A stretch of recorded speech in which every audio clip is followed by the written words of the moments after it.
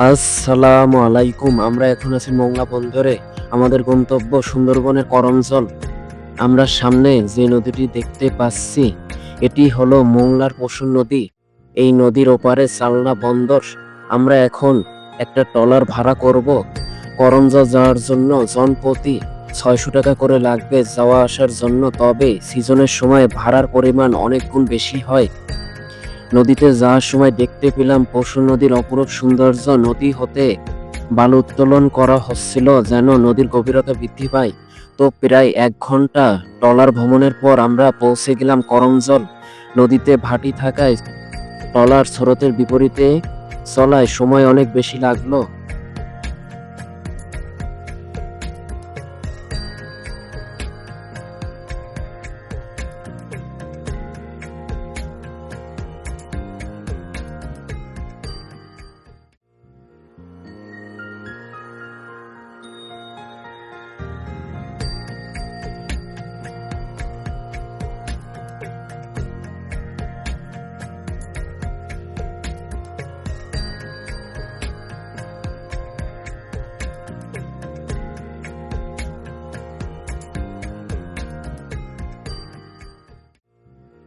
করমজল এসে আমরা টিকিট নিলাম এবং প্রথমেই পুরো করমজল এলাকার মানচিত্রটা ভালো করে দেখে নিলাম।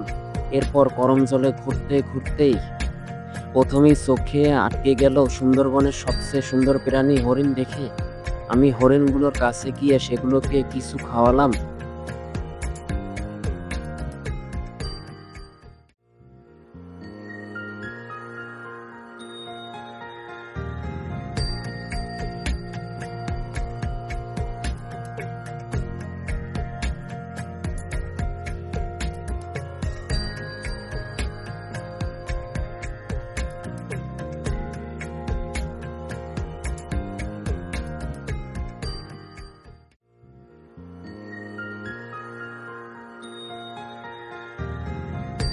করমজলের কুমির প্রজনন কেন্দ্র হতে শুরু করে আরো অনেক অনেক কিছু দেখলাম। তবে সবচেয়ে মজা হয়েছিল যখন আমরা সবাই ওয়াচ টাওয়ারে উঠে পুরো সুন্দরবন দেখলাম। সে এক অন্যরকম অনুভূতি, সে এক অন্যরকম আনন্দ।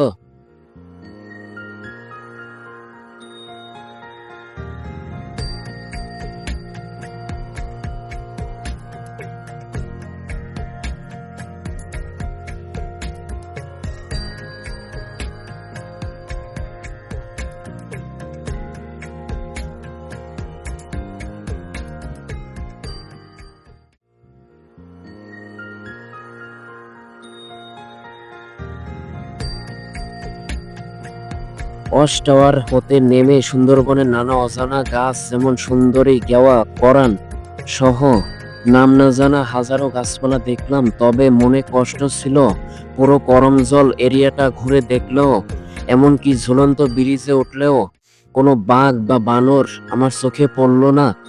বাঘ না হয় পড়লো না চোখে, কিন্তু বানরগুলো কই গেল এই প্রশ্ন মনের দাগ কেটে গেল। তবে যা পেয়েছি তা নিয়ে সন্তুষ্ট থাকার নামই জীবন।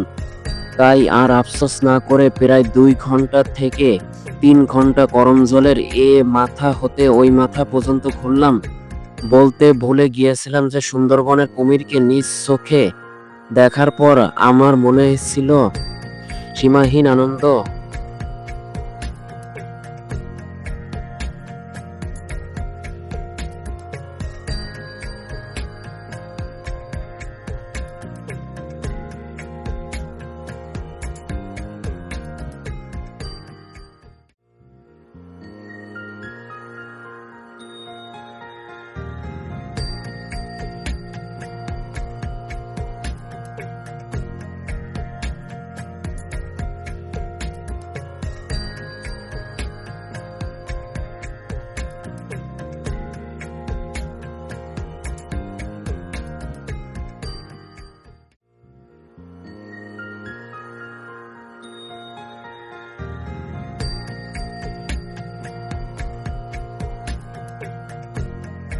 হয়তো একই বলে ভ্রমণের সার্থকতা। আমরা করমজলে পৌঁছেছিলাম দুপুর ১:৩০ নাগাদ, আর করমজলকে বিদায় দিয়ে ফিরতি ট্রলারে উঠেছিলাম বিকাল ৪:৩০ নাগাদ। ফেরার পথে ট্রলারের জানালা দিয়ে বারবার শুধু করমজলের দিকে অপলক চেয়েছিলাম আর ভাবতেছিলাম আর কি কোনোদিন আল্লাহ তাআলা আনবেন এখানে। আর এইসব ভাবতে ভাবতেই আমার করমজল ভ্রমণ এখানেই শেষ হলো। সবাই ভালো থাকবেন, বেশি বেশি করে ঘুরতে যাবেন, কারণ ঘোরা মানুষকে নিজেকে চেনায়, ঘোরা সত্যিকারের মানুষ বানায়।